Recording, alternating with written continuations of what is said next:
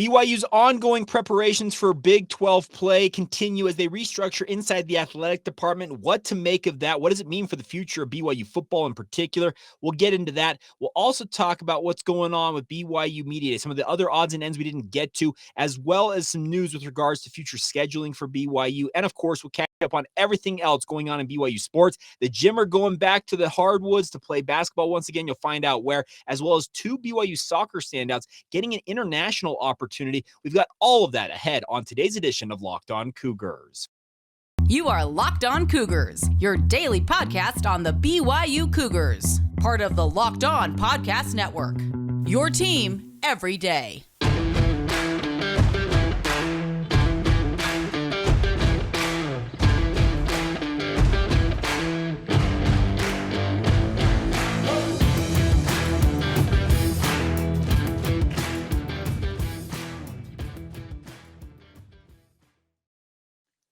Hi, everybody. I'm Jake Hatch, your host here on Locked On Cougars, your resident BYU insider. Thank you for making us your first listen of the day right here on the Locked On Cougars podcast. We are very proud to be part of the Locked On Podcast Network, where, of course, the motto is your team every day. And as such, we are your only daily podcast focused on the BYU Cougars. By way of introduction, for any of you who might be checking us out for the first time, my name is Jake Hatch. As I stated previously, I work for the KSL Sports Zone, formerly the Zone Sports Network in Salt Lake City, Utah.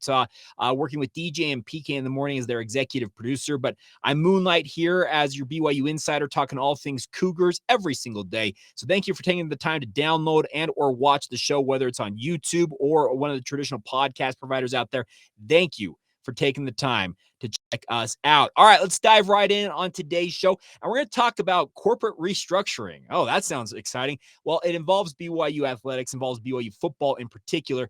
Earlier this week, and it's something I haven't had a chance to touch on quite yet, BYU Athletic Director Tom Holmoe announced that he has restructured inside the BYU Athletic Department. He has named 3 senior associate athletic directors, those 3 being David Almadova, Dallin Moody, and Trevor Wilson. All 3 of them are longtime employees in the BYU Athletic Department, and all 3 of them will now essentially serve as, I would say, corporate vice presidents for comparison's sake, under Tom Holmoe and Brian Santiago's leadership. Tom Holmoe obviously being BYU's athletic director, Brian Santiago as the deputy athletic director.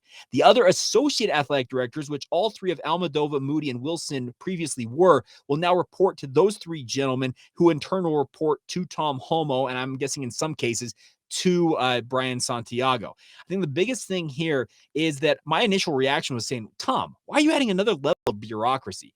Any of you who are longtime listeners here to me know that I am no fan of all the different people that decisions at BYU have to go through. And that includes university leadership.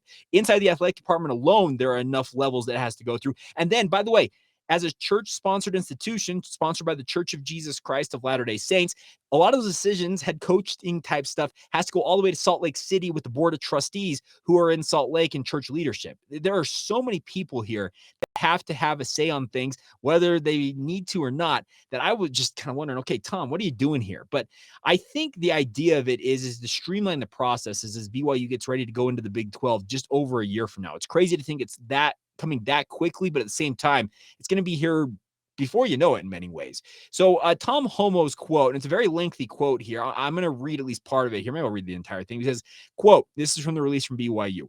While these changes, speaking of the restructuring, won't completely overhaul our day-to-day operations as they are now in BYU Athletics, they will increase efficiencies for us dramatically and be an essential part of our future success. Now, in terms of efficiencies, I think the idea is Tom Holmoe doesn't have to have, I think there's 14 associate athletic directors at one point on BYU staff. There's a lot of people who have a lot of different titles. So to be able to streamline that, where these 3 essentially will go into meetings with Tom Holmoe, he'll say, okay, give me the bare bones information that I need to know about of our day-to-day stuff inside of what you guys are responsible for. Don't give me all the fluff. Just give me the nuts and bolts of what I need to know. And I think that's what he's looking for. He wants to kind of streamline everything and make it easier on him, but also make it easier on everybody else. Now, the other part of this here in this quote is, I want to read this. These changes at the top of our leadership structure will set us up for success as we look to enter the Big 12 in a position of strength. We'll never look exactly like another athletic department. BYU is different. We all know this if you're a BYU fan, and we will continue to be different and operate in the ways that are best for us and in line with our unique mission and vision. But as we've proven over the years, our uniqueness will not hold us back from being successful. In fact, it is what ultimately make us the most successful that we can be. Now, Tom, I think, understands the whole vision and mission of BYU Athletics. We do know that they operate in a different way. The one thing I want to pass along to you guys that maybe some of you out there saw this and like, what is going on here? I want you guys to actually know about the name of Vorkink. And some of you may know this name, some of you may not. He is the academic, no, not the academic. He is the advancement vice president under BYU University president Kevin Worthen. Vorkink is a former dean at the BYU Marriott School of Business, a very, very bright mind. But he is actually kind of the linchpin, I think, that has really helped BYU Athletics begin to really invest in heavy doses in relative to what they previously have done as they get ready for the Big 12. He is a business guy. He understands spreadsheets. He understands the ledger that needs to be balanced. He understands that investment is the key to BYU Athletics being able to go into the Big 12 and be on an equal footing as much as humanly possible. There's obviously going to be some deficiencies out there, but making sure that the athletic department is in the best position it can be. Now, BYU Athletics is not subsidized by the LDS Church, the Church of Jesus Christ of Latter-day Saints, or BYU as a university. It is a separate entity that operates on the money that it generates for itself. It eats what it kills, to use that expression. I use it all the time. But I think the biggest thing is Keith Vorkink. He understands BYU Athletics needs to have the investment at the level, the quote-unquote unprecedented level that BYU went to keep Kalani Sitake in house as BYU's football head coach. Well, I think Keith Vorkink had a key part in this. And I think that right now, BYU Athletics maybe, and this is just my opinion, some of you may feel free to disagree, I think BYU Athletics is about as well-funded and well-run as it ever has been. There have been some other advancement vice presidents previous to President Vorkink who have come in, or VP Vorkink, whatever you want to call him, that have come in and had maybe different visions for what BYU Athletics is supposed to do.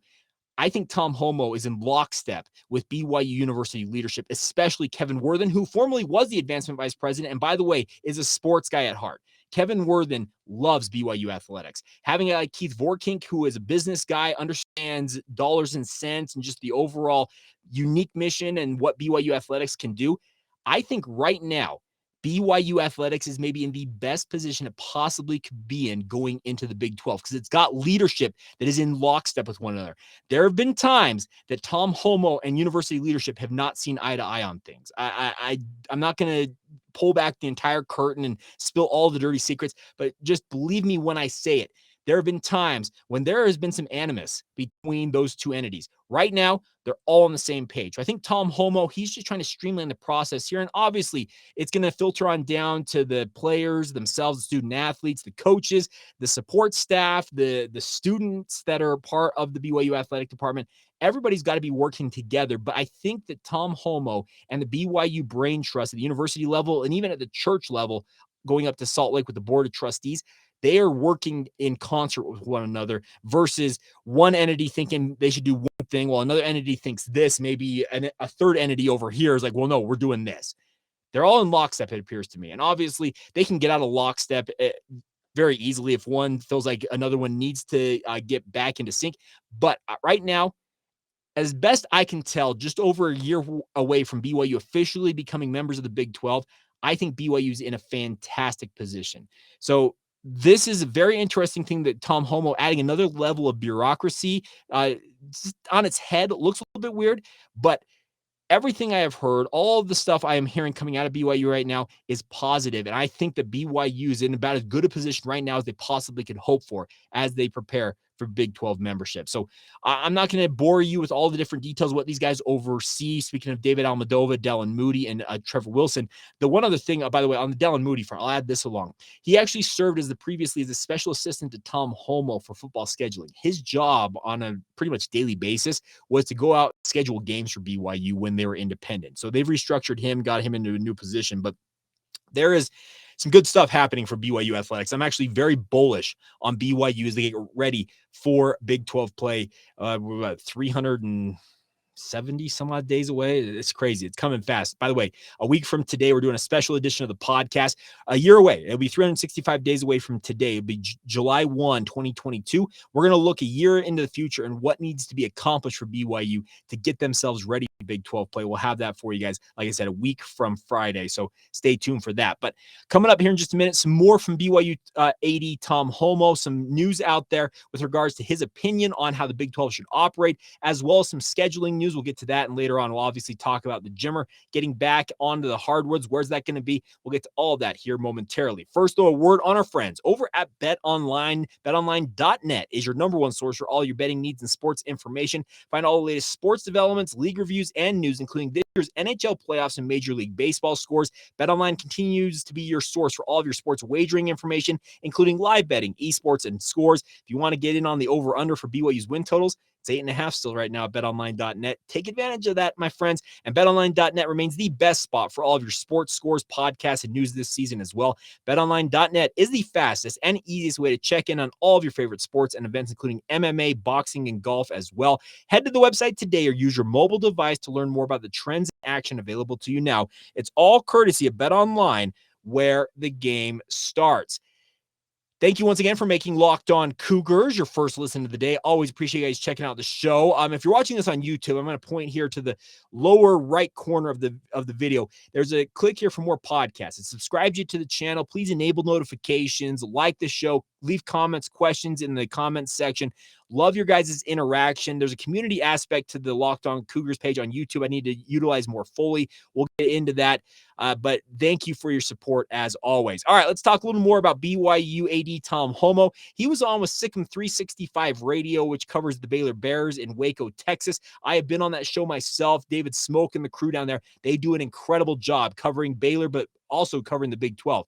Tom Holmoe was on with them and made this quote, for someone who has not been in a conference for a number of years, but has watched and seen what the Big 12 and the various conferences have done with their divisions or not with the Big 12, I think it's the best thing to not have divisions. And I look now and I see that a number of other conferences are going without divisions.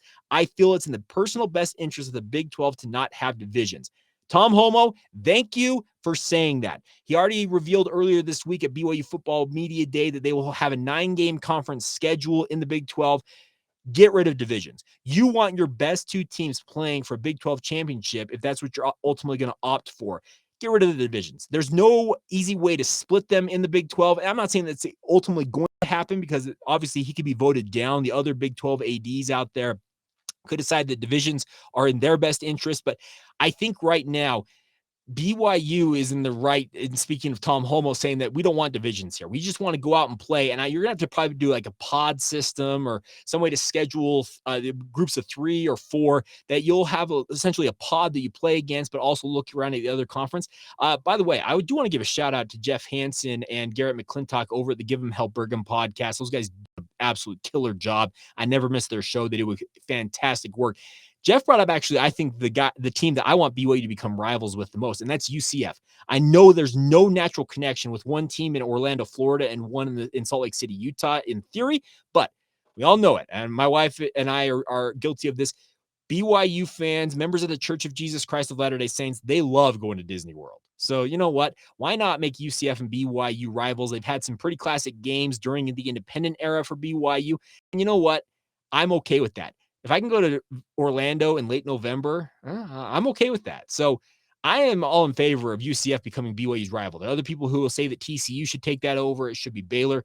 I'm actually in lockstep with Jeff and Garrett saying that UCF should be the team that BYU targets as their quote-unquote new in-conference rival, and that'd be kind of fun there. Now, on the scheduling front, BYU and Stanford have canceled 4 of their future football games they had scheduled. There was originally a 6-game slate scheduled between the two of them. The 2020 contest, which was supposed to be the first one, was canceled, obviously, due to the COVID-19 pandemic. They will play this season in Stanford. It'll be the season finale for BYU out there in Palo Alto. But games in 2025, 2026, 2028, and 2035 have all been canceled. There will be one game still on the books in Provo for BYU in 2031. We'll see if that ultimately comes to fruition. But Stanford was actually able to make a pretty quick pivot, and they added San Jose State in a home and home. They're going to go to San Jose twice in this series, in the 2025, 2026, 2028, and 2035. So San Jose State stepping in to cover for BYU, but you're going to see more and more of these as they come along. I think BYU will actually be pretty amenable to helping broker deals like this. They'll be sure to say, okay, here's the deal. We need to get out of this, but we have school X over here who may be interested. And San Jose and Stanford, it's a pretty natural setup considering they're both in Northern California. It's a short trip for each of those teams. Obviously, Stanford has more to lose going to San Jose, but when you've been Stanford, you've been down a little bit, can beggars really be choosers? I guess at the Power 5 level you can, but I think things are looking all right for BYU. And I am interested to see who that third team is on the 2023 schedule. Tom Holmoe telling the media that they have an agreement in place, but not a contract. I am of the opinion that I think UNLV is the natural fit. Even if you decide to go play UNLV at Allegiant Stadium in Las Vegas, I don't be okay with that. If you can guarantee that in the first year, if they're going to go with that 9-game conference schedule in 2023, if BYU gets the 5 home games, it's going to be a split season each year. You're going to have whether it's 4 or 5 home games in Big 12 play. If BYU can start out with the 5 home games in 2023, they can get the Big 12 to do that. I'd be okay if you want to play UNLV in theory in that season opener, and you go down to Las Vegas and play it at Allegiant Stadium. I'm okay with that. We all know that BYU fans, you will travel in droves to Las Vegas. There are droves of BYU fans already in the greater Las Vegas area, Henderson, etc. I think that's actually not a bad thing. If I'm BYU, I'm targeting more and more playing big name opponents and even UNLV on the occasional basis in Las Vegas. That is a home away from home. It's a home field advantage for BYU. Just happens to be 6.5 hours south of Provo. That's the cool thing about what Las Vegas has become for BYU. Take advantage of it. Make Vegas a Cougar town. Tell the Pac-12 to take a hike. Make it a BYU town. Paint it blue. I think that actually be a master stroke if you're BYU. But we'll see. The agreement is in place according to Tom Holmoe. They got to get the deal signed, sealed, and delivered, get the money worked out, signatures on contracts. You guys know how it operates. It's a little bit of a slow process, but it's a positive to hear Tom Holmoe say that an agreement is already in place, and I would assume that an announcement will be made shortly after that contract finally gets signed, or to leak out at least from BYU. All right, final few notes as we round up the week here in just a moment. We need to talk about 2 BYU women's soccer standouts getting an opportunity to go play internationally. BYU basketball legend Jimmer Fredette, he'll be hitting the hardwoods again. And why in the world is Eli Manning in Provo, Utah, of all places? Got all that and more here in just a moment. But first, a word on our friends. This episode of Locked On Cougars is brought to you by Rock Auto. With the ever-increasing numbers of makes and models, it is now impossible for your local chain auto parts store to stock all of the parts that you need. I want you guys to check out Rock Auto. It's a really unique website. It's kind of an old school website, but super easy to navigate. I feel like anybody can navigate, even my grandmother, who probably would struggle with it, but she would still get her way through it. That's the best part about what Rock Auto's got for you guys. It helps you save time and money when using their resource. Why would you willingly choose to spend 30, 50, even 100% markup for the same parts from a chain store or car dealership? For an example, a Honda Odyssey fuel pump is $353 from a chain store, just $216 from Rock Auto. There's no question, my friends, you need to give it a shot. It's a family business serving do-it-yourselfers for over 20 years. Their prices are reliably low for every customer, and they got everything you can need. Brake parts, tail lamps, motor oil, even new carpet. Go explore their easy-to-use website today and find the solution for all of your auto parts needs. Go to rockauto.com and check it out, my friends. See all the parts available for your car or truck. Give us some help, though. Make sure you write Locked On in the How Did You Hear About Us box so they know that we sent you. I have used Rock Auto. I've repaired multiple things on my car via their website. It's actually a really, really cool thing. Helps you kind of take control back and help you take care of your own ride. So give it a shot. It's amazing selection, reliably low prices, all the parts your car, truck, or SUV will ever need. That's rockauto.com. All right, before we go here on a Friday edition of Locked On Cougars, I want to say BYU, but before we go, let's talk about some of the other news out there in BYU athletics. Well, BYU welcomed Eli Manning, the 2-time Super Bowl champion quarterback for the New York Giants. He came to BYU recently, and there were a lot of people out there. He tweeted a picture with Jim McMahon and Ty Detmer and said, he tweeted this is getting ridiculous. Everywhere I go, more football players, Jim McMahon and Ty Detmer. Well, we found out the reason came via a quote tweet from Jim McMahon. Said, a fun day of BYU football with these two. Check out Eli's Places streaming on ESPN Plus this fall. And he tagged Ty Detmer in it from Jim McMahon. So they're doing an Eli's Places episode about BYU quarterbacks. Of course, if you're going to have the Heisman Trophy winner as well as Jim McMahon, that's a really cool thing. So Eli Manning came to Provo, Utah. I cannot wait to see this. It's a spinoff of his older brother, speaking of Eli, Peyton's Places, where he talks to more pro sports athletes. Eli's Places is focused on college and college football in particular. So pretty cool stuff. I would stay tuned for that later on this fall. So always good to have Eli in town, but I'll admit, when I saw that picture, I'm like, what in the world is Eli Manning doing here? And obviously his nephew, Arch Manning, just committed to Texas. Could BYU be facing Arch Manning in a matchup in Big 12 play next year or the year after that? We'll have to wait and find out. All right, other notes before we go here. The Vodka Twins from the BYU women's soccer program are headed to Fiji later in July, so July 10th, to compete with the Tongan women's national team in the OFC Women's Nations Cup 2022.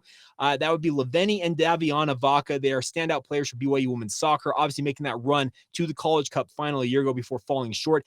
That Cup event will be taking place from July 13th to the 30th, with the 9-member associations taking part in a bid to earn qualification into the FIFA Women's World Cup in Australia and New Zealand in 2023. So that's a fantastic opportunity for the Vodka Twins. Cannot wait to see this. It's going to be sweet to have that.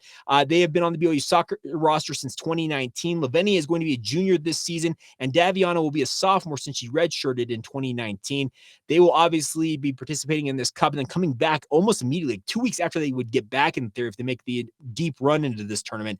The women's soccer season gets underway, but I don't think they'd have it any other way. Soccer players love to play as often as possible, and I don't think the Vodka Twins are any different. So congratulations to them. And then our final note here, the Jimmer. Jimmer Fredette will return to basketball and play in the basketball tournament coming up next month. He will headline the money team in the basketball tournament. You're going to be joined by a former pair of Utah Jazz players in Jeremy Evans as well as Trevor Booker. The money team actually made a pretty deep run last year, making it to the quarterfinals, if I'm not mistaken here.